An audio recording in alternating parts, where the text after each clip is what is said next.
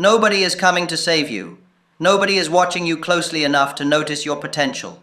Nobody is sitting in a room somewhere, thinking about how to give you the opportunity you deserve. That is not a cruel observation. That is the most useful thing anyone will ever tell you, because once you understand it completely, once it stops feeling like an insult and starts feeling like a door opening, you will never waste another day waiting for something that was never coming. I know this because I lived on the wrong side of that truth for years before it finally landed. And the day it landed was the day everything changed. Stay with me. Because by the end of this, you will understand exactly what to do with the fact that nobody cares and why it is the single greatest advantage a builder can have. I am Henry Ford. Before the cars, before the assembly line, before my name meant anything to anyone, I was a man nobody was watching. My father wanted me on the farm. My early employers paid me wages and expected nothing more. The investors who backed my first company walked away when it failed, and most of them told people quietly that Ford was not someone to bet on twice. I was not a man the world was holding its breath for. And I want to tell you what I discovered in that invisibility, because what I discovered in it is the thing that built everything I eventually built. Listen to this every day. The first time you hear it, it will feel like motivation. The second time, it will feel like a plan. The third time, it will feel like the way you have always thought. Most people spend their productive hours in the wrong place. Not at the wrong job, not in the wrong city, not with the wrong people. Those things matter, but they are not the core problem. The core problem is where the attention goes during the hours that are supposed to be building something. Watch a man who says he wants to build something and is not yet building it, and you will see the attention going to two places almost exclusively. The first is what other people are doing, their progress, their apparent success, their trajectory.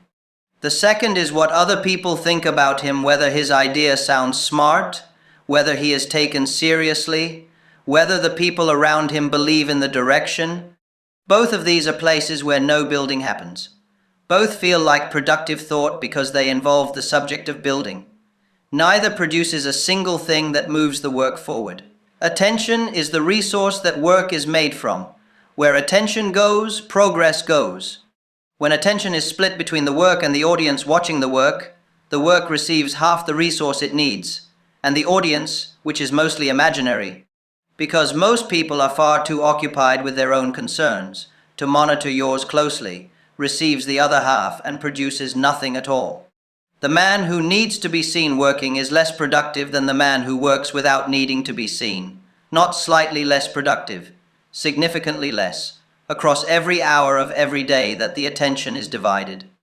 I learned this in the machine shed on Bagley Avenue.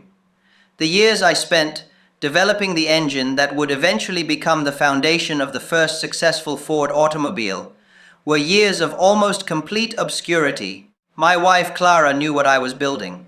Edison, when I met him in 1896 and described it to him, banged his fist on the table and said, "Keep going." Those were essentially the two people whose belief I had. Everyone else either did not know or did not believe in it. And in those years, without an audience, without approval, without anyone watching closely enough to validate the direction, the engine got built. Because the attention that would have gone to managing other people's perceptions of the work went entirely into the work itself. Clara never complained about the hours. She understood something about the work that most people in my life at that time did. Not that the hours I spent in that shed were not hours taken from our life together. They were hours that were building the foundation of the life we were going toward. That understanding from one person who knew what the work was for was worth more than any public validation I could have been seeking. I mention Clara because the story of those years gets told as a story about Ford and Edison, about a man and his machine, about ambition meeting its moment. The quieter truth is that the sustained building required one person close enough to understand the direction and patient enough to hold the same faith in it across the long period before the direction produced anything visible. Find that person if you can. If you cannot find them yet, do the building anyway. But if you find them, do not undervalue what they are providing. Attention spent on what people think of your direction is attention that is not going into the direction. This is not a philosophical statement. It is an accounting statement. The hours are finite. The attention within those hours is finite. Every unit of attention that goes to the audience is a unit that did not go to the building. And the building is the only thing that eventually produces something real enough to answer every skeptical question anyone ever had. Practically, here is what this means in the actual hours of a day. Because the general principle without the specific application is just a feeling. The practical version of this is three things.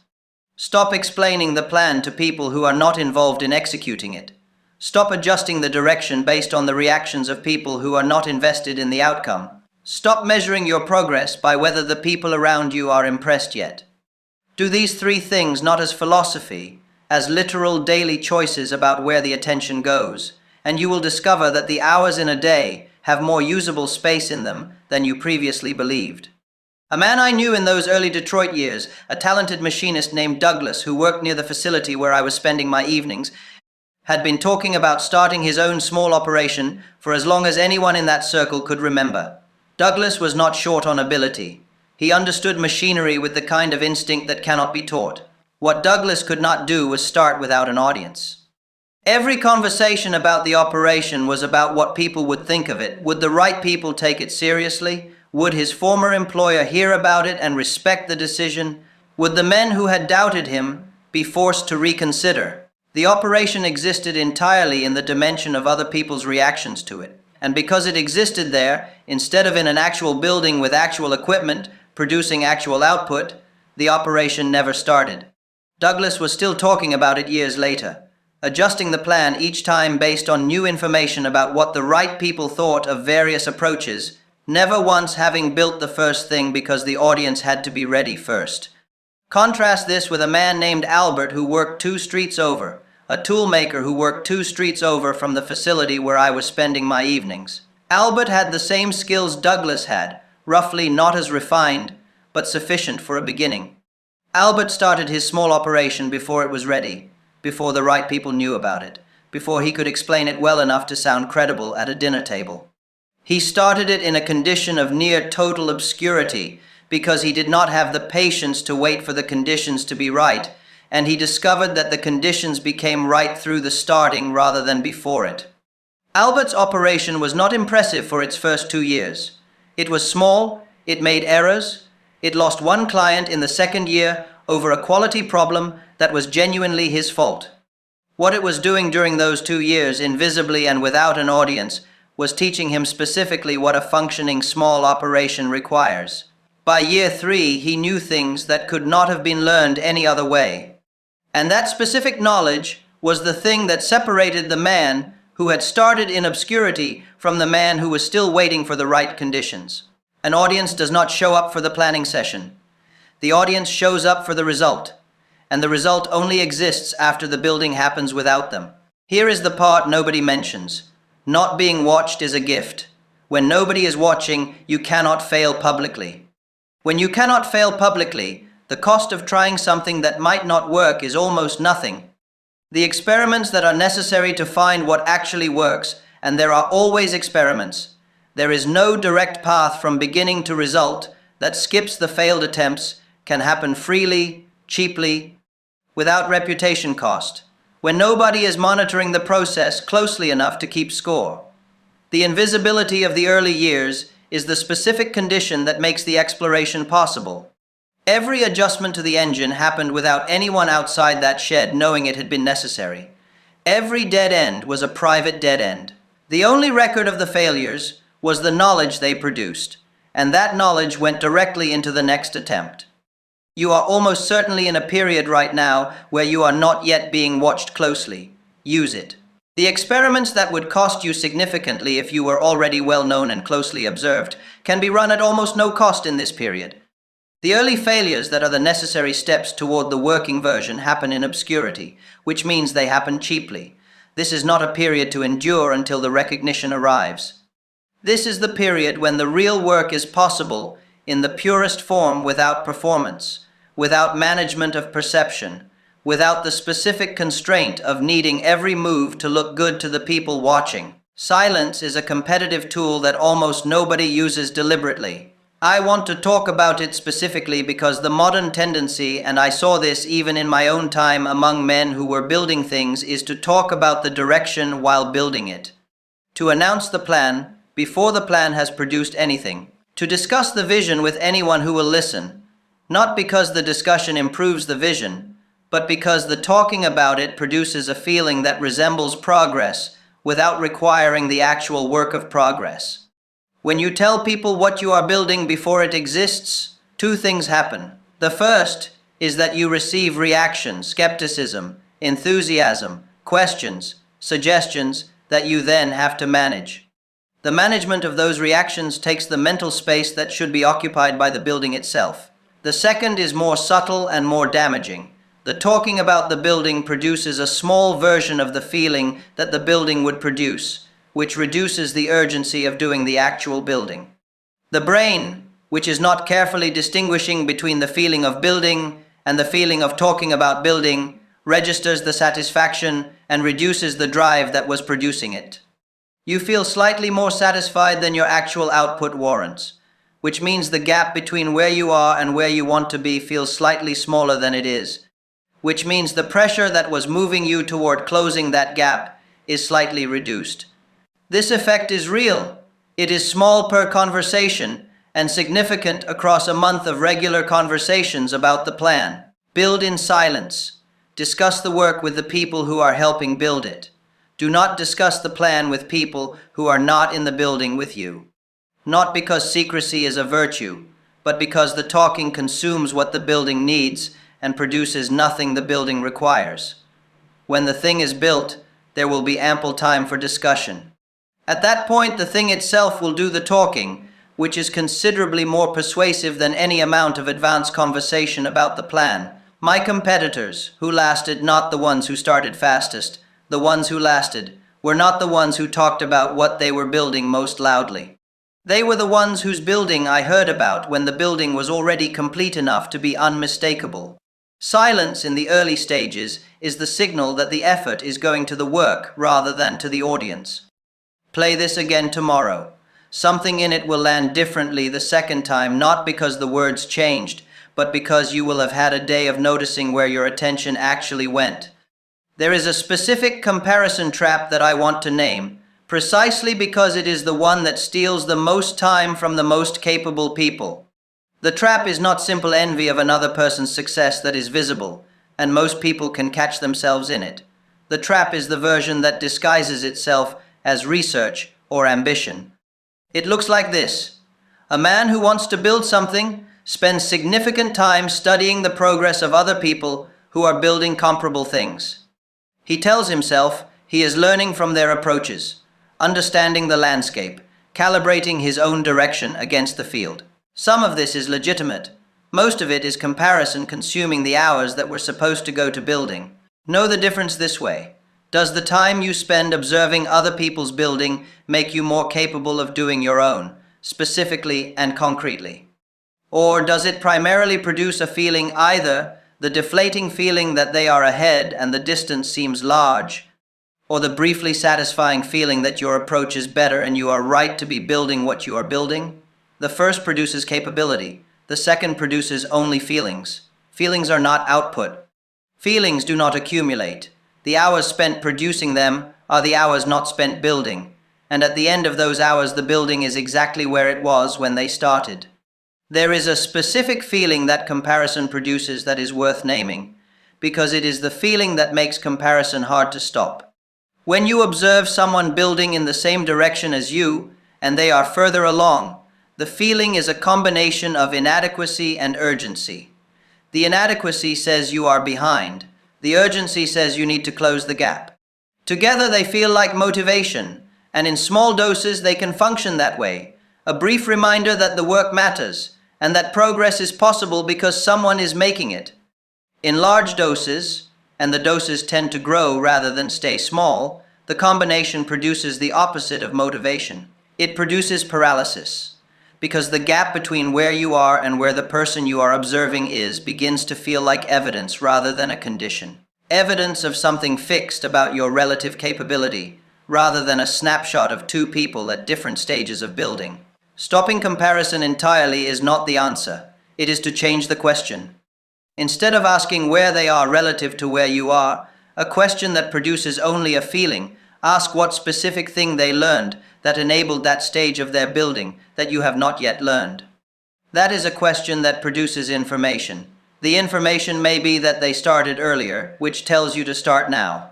It may be that they solved a specific problem you have not yet solved, which tells you to study that specific solution. It may be that they made a specific error you can now avoid, which is free knowledge purchased by their failure. The comparison, redirected from feelings to information, becomes a resource. The comparison aimed at feelings is a consumption of the building time that produces nothing buildable. Those years on Bagley Avenue were not spent studying what other engineers were building. I knew roughly what the field looked like. I understood the general state of the work on gasoline engines.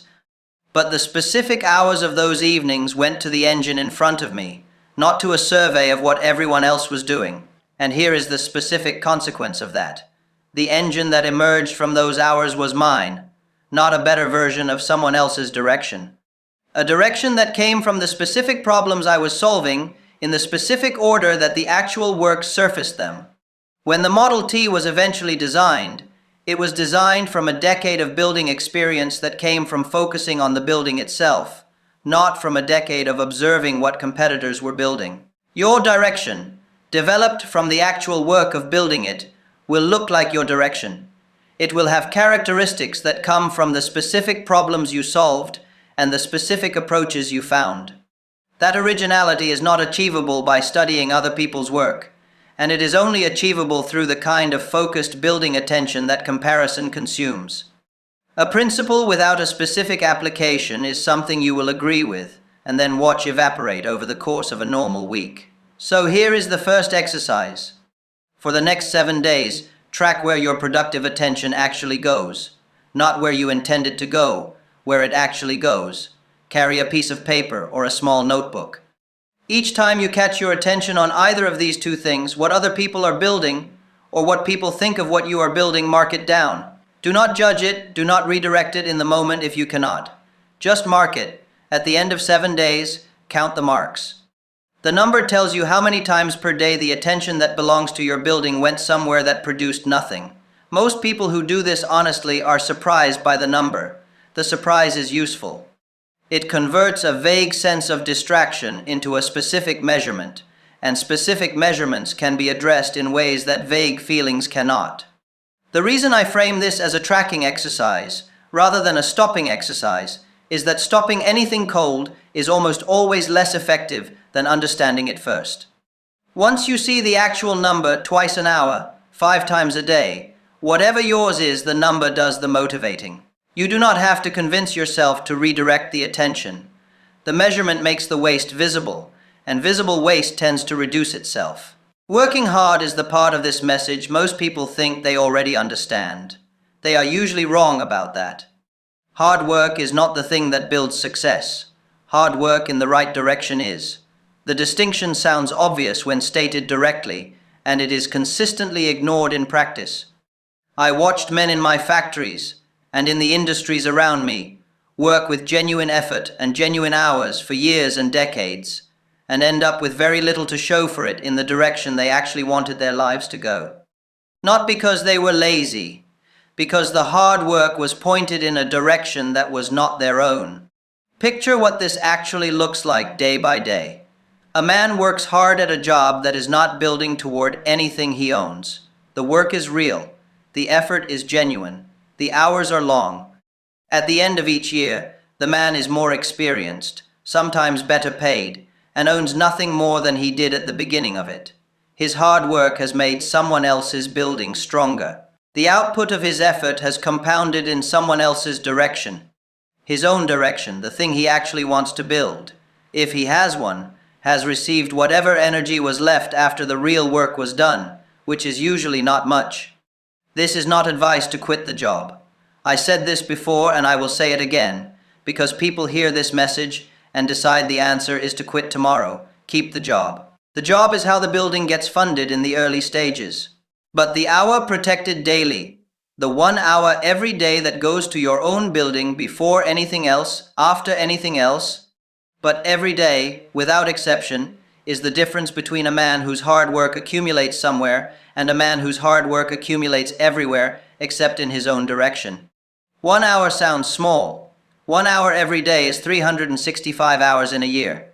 That is more than 9 full working weeks. 9 weeks of focused building attention, pointed at a single direction, compounds in ways that are not visible at month 3, but are unmistakable at month 18. The progress is slow, and then it is not slow. The first phase of building any productive thing has this characteristic. The output does not reflect the input. You put in the hours, and the visible result is minimal. Most people interpret this as evidence that the direction is wrong or the work is insufficient. It is neither.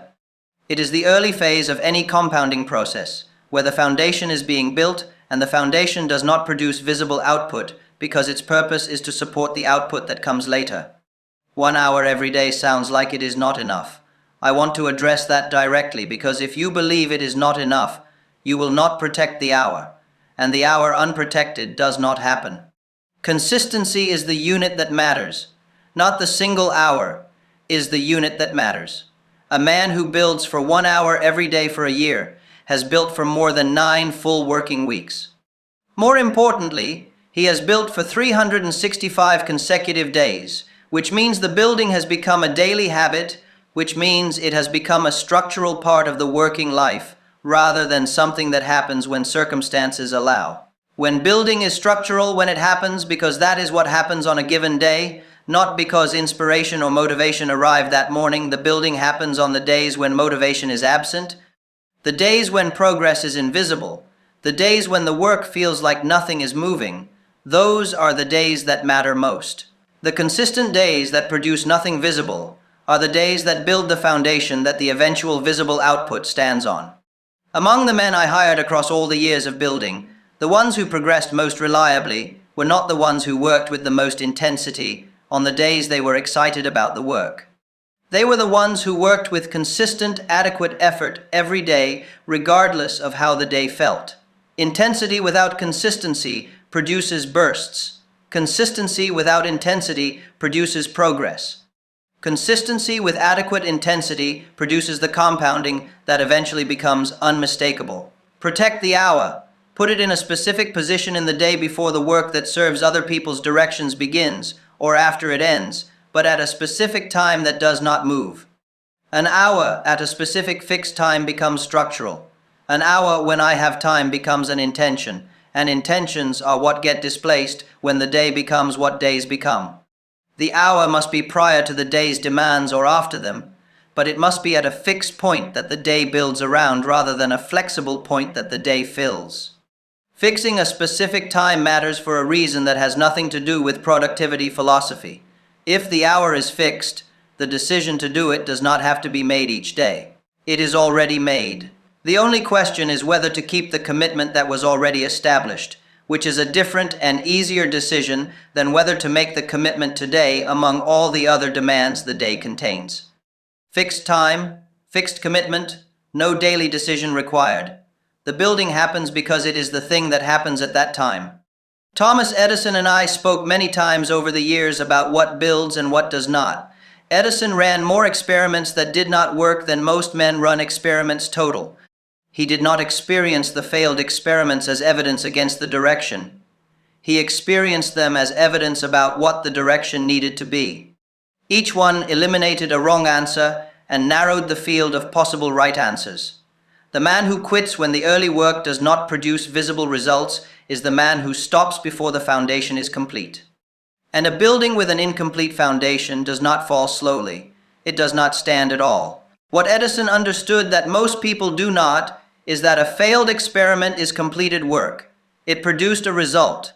The result is information. The man who runs 100 experiments that do not produce the outcome he wanted has 100 pieces of specific information about what the outcome does not come from, and that information narrows the field of remaining possibilities. The man who runs no experiments in order to avoid the failure of running experiments that do not work has no information, and a full field of untested possibilities and has produced nothing. The fear of the failed experiment is a preference for ignorance over knowledge, disguised as caution. It is not caution, it is the avoidance of the discomfort of knowing specifically what does not work, because knowing specifically what does not work feels like a verdict rather than a report.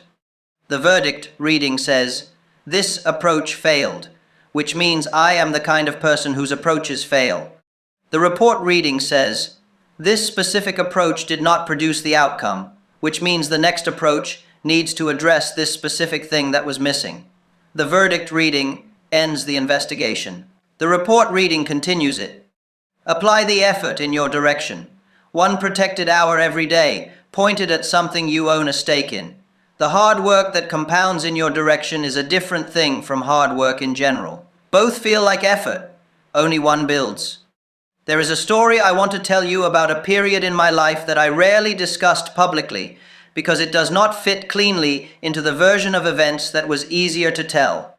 After my second company failed, not the second, I was in a specific condition that I think many people who have failed twice at something they believed in will recognize. The first failure I had processed as information, as a calibration event, as the specific data about what the next attempt needed to address. The second failure was harder to hold that way, because it raised the specific question that the first failure had not. What if the calibration was wrong? What if the reading of the first failure had been incorrect, and the second attempt had been built on a misunderstanding of what needed to be different? This is the period where most people permanently abandon the direction. Not because the evidence clearly shows the direction is impossible, but because two failures in the same direction produce a specific internal pressure to conclude that the direction itself is the problem, rather than the specific approaches that failed. The pressure sounds like wisdom from the outside. It sounds like maturity, like learning to read reality clearly, like the responsible conclusion from the evidence. It is not. It is the accumulated weight of two painful experiences, looking for a frame that would allow the painful attempts to stop. That period had a texture that the common version of the story skips over. Of this story, the version that gets told as inspiration skips the texture of it and leaves only the arc. The texture was this. There were mornings in that period when the direction did not feel like a direction. It felt like a habit I had not yet examined closely enough to abandon. There was a specific evening, sitting with Clara after a long day of conversations with people who had reasons why the third attempt would fail the same way the second had, when I said something out loud that I had not said before, that I was not certain the assessment I had made of the first failure had been correct, and that the second failure might mean the original assessment was the problem rather than the original attempt. Clara asked me what I was certain about, specifically. Not what I believed, not what I hoped, what I actually knew. I sat with that question for a long time. The things I knew with certainty were fewer than I had been assuming, but they were real. And building the new analysis from the things I actually knew rather than from the things I had been assuming was what produced the specific correction that the third attempt was built around. What I actually did in that period, and I want to be honest about the fact that it was not heroic, I did not have a clear vision that sustained me. I did not feel certain about the direction. I felt the specific uncertainty of a man who has tried twice and is looking at the honest possibility that the third attempt would fail the same way. What I did was one specific thing. I went back to the earliest point where I knew something for certain, not believed, knew, and I rebuilt the analysis from that point forward, looking specifically for the place where the belief had diverged from what I actually knew. When I found it, the correction was specific, and the third attempt was designed around the correction, not around renewed faith or rebuilt confidence. Around a specific different design, addressing a specific identified problem. That is the work of not giving up that nobody talks about, not the resolution to persist despite the odds. The specific intellectual labor of finding exactly what was wrong and designing specifically to address it. This is the climax of everything I am telling you. The focus that builds success is not the general resolve to work hard. It is the specific directed attention that asks, every time something does not work, what specifically failed? why, and what specifically needs to be different. Most people ask, did it work? And when the answer is no, they ask, should I keep trying? Those are the wrong questions. The question is, what specifically did not work, and what does that tell me about what the next attempt needs to look like? That question produces information. The other questions produce only decisions about persistence or abandonment, which are far less useful than the information. Focus is the word people use as if it means concentration. It does not. Concentration is a moment. Focus is a structure. Concentration is the experience of directing full attention to a single thing for a period of time. Focus is the design of a working life such that the days accumulate toward a single direction rather than distributing across competing directions. Most people have no structural focus, even when they have good concentration. They concentrate intensely on several different things, some of which are pulling in the same direction and some of which are pulling in different directions. And the net movement across a year is less than the sum of the effort would suggest. The effort was real. The intensity was real. The focus was absent because the efforts were not accumulating in the same direction. Structural focus means that every significant decision about how the time is spent passes through a single question. Does this move the building forward? Not, is this valuable in the abstract? Not, is this a good use of time generally? Does this specifically move this specific building forward? The decisions that do, stay. The decisions that do not, get examined for whether they are truly necessary. Many of them are not, and the hours they were consuming become available for the building. Practically, this became a specific daily habit for me that I maintained through the years of real building. At the end of each working day, I wrote one sentence about what the day had produced that was one step closer to the thing I was building. Not what I had done, what had moved the building forward. On the days when I could not write that sentence, when the day had been full of activity, but none of the activity had produced a step forward, those days registered as the kind of day I needed to have fewer of. The sentence was a simple measurement. It was more accurate than any feeling about how productive the day had been, because feelings about productivity are easily corrupted by how busy the day was. Busy and building are not the same thing. The sentence forced the distinction. Try this for 2 weeks. At the end of each day, write one sentence. What specifically moved forward today that would not have moved forward without today's work? Some days the sentence will be small, a single clarifying decision, a single corrected assumption, a single conversation that resolved a specific uncertainty. Small is fine. Small accumulates. The days when you cannot write the sentence are the days that did not add to the building, and those days are the ones to address. Get rich does not mean what most people use the words to mean. I want to address this because the title of this message makes a promise, and I want to make sure the promise is accurate. Getting rich in the sense of accumulating money is a consequence of building something that produces value at a scale that exceeds what you consume. It is not a goal that can be aimed at directly. A man who aims at money directly produces nothing that justifies the money arriving. A man who aims at building something that solves a real problem for a large number of people and builds it with enough quality that the people who receive it benefit genuinely, that man produces the condition in which money accumulates as a consequence of the production.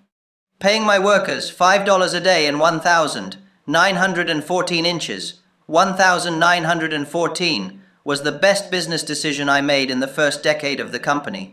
Every economist who heard about it predicted it would destroy the operation. They were looking at the cost. I was looking at the consequence.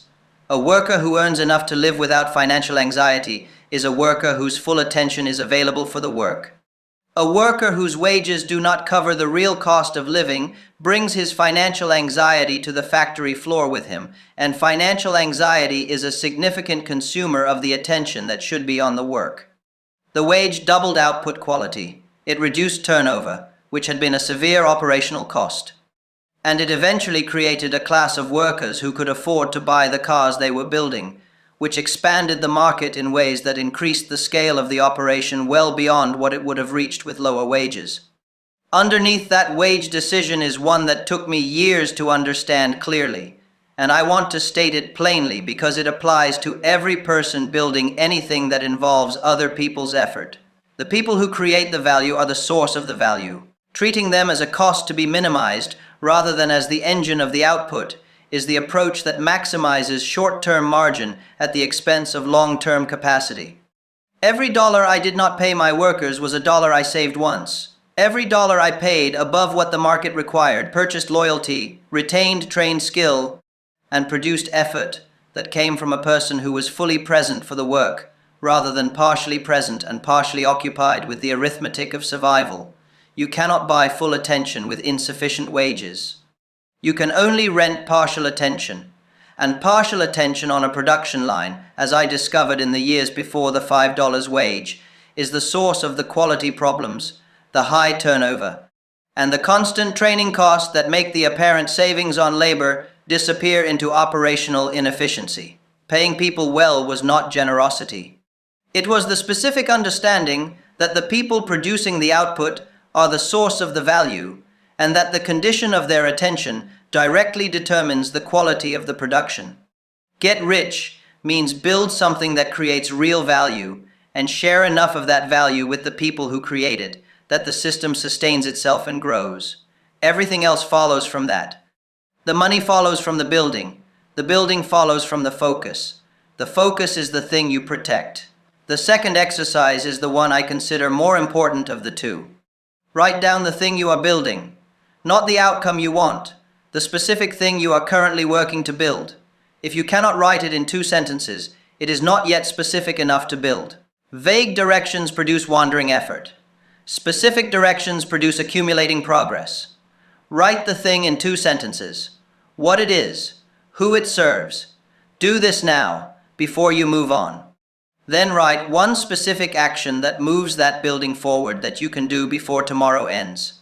Not a planning action, a building action. Something that produces a tangible output, even a small one, even an imperfect one, even one that might be the wrong step, and will teach you something by being the wrong step. One action, tomorrow. Before any conversation about the plan, before any observation of what other people in the same direction are doing, before any management of what people think about the direction, the building action first. Do this for 30 days. The specific direction stated in 2 sentences. 1 building action per day. No exceptions. At the end of 30 days, you will have 30 building actions in the direction. Some of them will have been wrong. Those will have taught you something specific. The ones that were right will have moved the building forward. And you will have a clearer picture of the actual shape of the work after 30 days of building it than you could have assembled from 30 days of planning, observing, and managing perception combined. Success from the inside looks almost nothing like it looks from the outside, because the outside version is the one people are aiming at, and the outside version is frequently misleading about what you are actually building toward. From the outside, success looks like recognition. People know the name. People show respect. The opinion of the person who succeeded carries weight in rooms where it did not carry weight before. This is real, and I am not going to pretend it is not. The recognition that comes from having built something significant is a genuine change in how the world relates to you, and it is not nothing. From the inside, success feels like something entirely different. It feels like the work becoming easier in a specific sense, not that the problems disappear, but that the range of resources available to address the problems expands. The early years of building are characterized by working against resistance from every direction. Insufficient resources, uncertain direction, absent credibility, minimal help. The later years of building, after the building has produced enough visible output to carry its own credibility, are characterized by the same kind of problems with better tools for addressing them. The recognition is largely incidental. The change that matters is the increase in available resources and the reduction in the friction that limited early-stage building. You are not building toward the moment of recognition. You are building toward the structural condition where the building becomes self-sustaining, where it produces enough output to fund its own continuation and expansion. Recognition follows from that condition, but is not the same as it.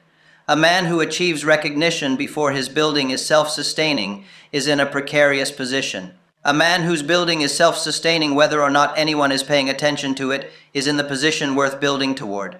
Build toward the structural condition. The recognition will follow if the building is real. Chase the recognition directly, and you will build for appearance rather than for function. An appearance without function does not sustain. Nobody cares. This is the truth I started with, and it is the truth I want to end with. But I want to leave you with the version of it that I actually believe, which is not the cynical reading. The cynical reading is that nobody cares means the world is indifferent and you are alone in it, and your efforts mean nothing to anyone. That is not what it means. Here is the accurate reading. The people whose respect and attention you are working to earn before you have built anything are not currently available for that transaction. They will be available when the building is done. The recognition, the respect, the acknowledgement that the direction was right, all of that is available on the other side of the building being completed. None of it is available before. And the attempt to access it before the management of perception, the seeking of validation, the measuring of progress by whether people are impressed yet costs you the building time that is the only path to it. When the Model T was released, and it changed how the country moved, nobody asked about the years on Bagley Avenue. Nobody asked about the failed companies. Nobody asked about the long period when nobody was watching and most people who heard about the direction thought it was unlikely to work. All of that was invisible. The building was visible. The building was the answer to every question anyone had ever had about whether the direction was right. And the building only existed because the years of invisibility had been used for building rather than for managing the reaction of people who were not paying close attention anyway. The invisibility is the gift. The fact that nobody is watching closely enough to judge every step is the specific condition that makes the exploration possible. Use it. The audience will arrive when you have built something worth watching. In the time before that, the only productive use of the hours is the building. Nothing else accumulates. Nothing else compounds. Nothing else eventually becomes something that changes what is possible. Put the effort where it compounds. Focus on the thing that is yours to build. Let the work answer the questions. The wealth, in every form that matters, follows from the building. And the building begins in the next 24 hours, with one specific action in your direction, whether anyone is watching or not. Come back to this every day until the building becomes the default, and everything else is clearly secondary.